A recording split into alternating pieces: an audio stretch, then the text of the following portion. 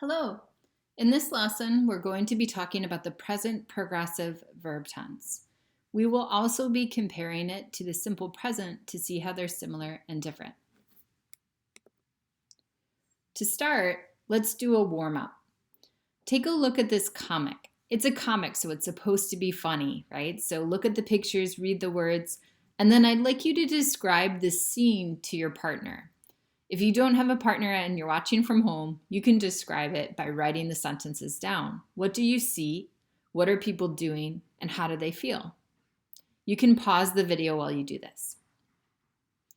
Okay, we're back. So I hope that you have some sentences like, the man is barbecuing. The food is on fire. The meat is burning. The man looks scared. The kids are watching. The dog also looks scared. The mom is asking, have the fireworks started already? In this scenario, we can see how we can use both the present progressive verb tenses as well as the simple present to describe this scene. Let's talk about the present progressive. This verb tense is formed in the following. First, subject, then the form of be. So because it's present progressive, we're going to use the present form of be. That means am, is, or are, depending on the subject we're using. If it's negative, we'll add not after the be verb, and then verb ing will come at the end. So this is going to be your main verb. Here are some examples. I am teaching English 075 right now. Mario is teaching 4 classes this semester. Because of the increase in mobile devices, businesses these days are finding new ways to advertise. So each of these verbs in bold, am teaching, is teaching, and are finding, are examples of the present progressive verb tense. Notice that each form of be is different because they have different subjects. My question for you is, what key words do you see in each sentence that tell you to use the present progressive? You can pause the video while you think about this. I'm going to give you the answers in just a moment. Okay, here are the answers. The first key word is right now. That tells us to use the present progressive. Another keyword is this semester, and a final one is these days. These are all keywords that you should definitely write down. And if you use these in a sentence, then you'll definitely be using present progressive as your verb tense in that sentence. The purposes of, or the uses of the present progressive are as follows. The first use is it's used to tell that something is in progress right now. So, for example, I am teaching right now. My husband is working right now. Both of these things are happening at this very moment. They are not finished, right? They are still happening. So we would use the present progressive for both of these sentences. Now let's think about you. What are you doing at the moment? What are you doing right now? And what is your sister or brother or mother or spouse or child doing right now? You can look around the room and see what they're doing and also what they're not doing. You can make a negative sentence. Please pause the video while you think about this and write your sentences down. If you'd like me to check your answers, I'm happy to do that if you email them to me. Another use of the present progressive is to show a present situation that is changing. So this means something that wasn't always true, right? But something that has changed recently and now it's kind of different. For example, people are drinking more coffee than ever before. I blame Starbucks. I think it's Starbucks' fault. Also, people are buying tons of hand sanitizer these days, right? I think we all know the reason for that, the global pandemic, COVID-19, right? So these two things are things that have not always been true, but they're a situation that has changed, right? And they're true nowadays.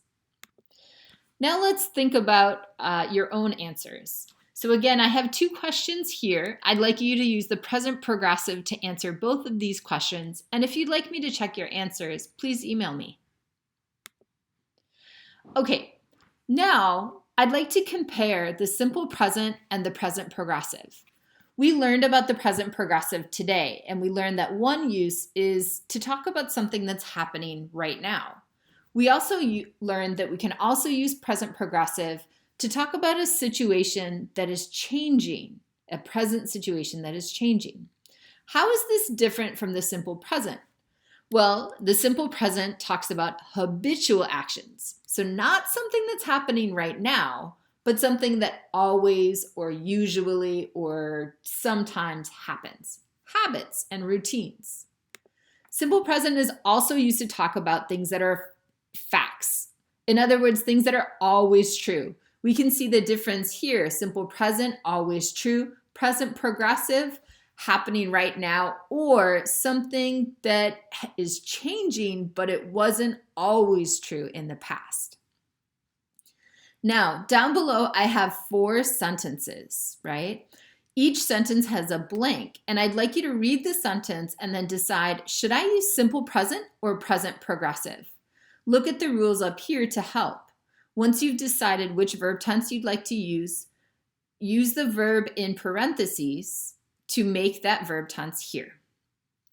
I'll ask you to pause the video while you think about it and write down your answers. I'm going to give you the answers in just a moment. Okay, so here are the answers. Okay, the first one is are using, because this is a present situation that is changing. Keyword, nowadays. The second one, watch. This is because it's a habit. Do you know the keyword here? Often, an adverb of frequency. Number 3 is present simple, because this is a fact. It's something that is always true. And the last one, number 4, present progressive, because it's something that is happening now. They're watching television now. Okay, let's talk about another use of present progressive. Present progressive is also used to talk about a repeated action. And this is an action that did not just happen one time, but happened several times. We use it often with words like always, continually, or still to emphasize how long it's been going on. And the last important thing to remember is that when we use present progressive in this way, it expresses irritation. This means that the speaker feels annoyed or irritated with this action. Let's give an example. Imagine that you live in a house and you have a roommate, and in your house, the kitchen always looks like this picture, right? How would you feel about that? Probably irritated, right? And you might say, my roommate is always leaving dirty dishes in the sink. Here you're using present progressive along with the word always to emphasize that you feel really annoyed or irritated by this action. Another example is about politicians. Politicians are continually breaking their promises. Again, we use present progressive to talk about something we're annoyed with, and we emphasize it by using this keyword continually. That means like repeatedly, all the time. So again, when you use present progressive like this, you feel like this guy. Ugh, right? You feel annoyed. Okay, our very last use of present progressive is an important one. Present progressive is also used to express an action verbs, right? This means verbs that we can act out, right? So these are verbs like talk and dance and eat and drink and study. All of these we can act out. We don't need to use words to show them, right? Non-action verbs are verbs that we cannot act out. So these are verbs like be, have, smell, feel, believe. And if we have a non-action verb, we cannot use the present progressive. That's very important to remember. So action verbs, we can either use simple present or present progressive, right? So we have a choice between the two.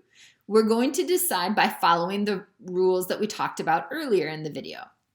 Non-action verbs, we don't have a choice, right? We cannot use present progressive or any progressive verb tense to talk about a non-action verb. For example, Sarah is looking for her backpack. Is looking is an action verb, so we can use present progressive. She believes she left it at school. Believes is a non-action verb, so we can't use present progressive here, even though it's happening right now. Also, cheetahs have spots on their fur. Have is a non-action verb. We cannot use have in the progressive verb tenses, so we have to use present simple here. A good tip is that you can memorize non-action verbs by category. So if you remember the categories, then you won't have any trouble remembering the verbs. For example, the first category is possession. So here are some verbs that describe possession: own, belong, include, and have. If you know that these verbs describe possession, then you'll also know that they are all non-action verbs. That means that you can't use a progressive verb tense with them. Description is another category, and here are some verbs for description. Emotion is another non-action verb category, and here are the verbs that go along with emotion. And finally, belief is the last category for non-action verbs, and we have a lot of verbs that describe belief. Let's look at an example. Tamara's son is hating broccoli. Is this sentence correct or incorrect? Look at the verb. So the verb is hating, right? This is actually incorrect, right? Because hate is a verb of emotion. That's a non-action verb, so we can't use present progressive. What verb tense do we need to use? Present simple. Good. How about this one? Are these sentences correct or incorrect? Is smelling is actually incorrect. It needs to be smells, right? Present simple. This is because smell is a non-action verb under the category of description. So again, if you can memorize the four categories, then it will be easier to remember if the verb is action or non-action. All right, students, I hope that helped you understand a little bit more about present progressive tense and how it is different from simple present tense. I will see you very soon.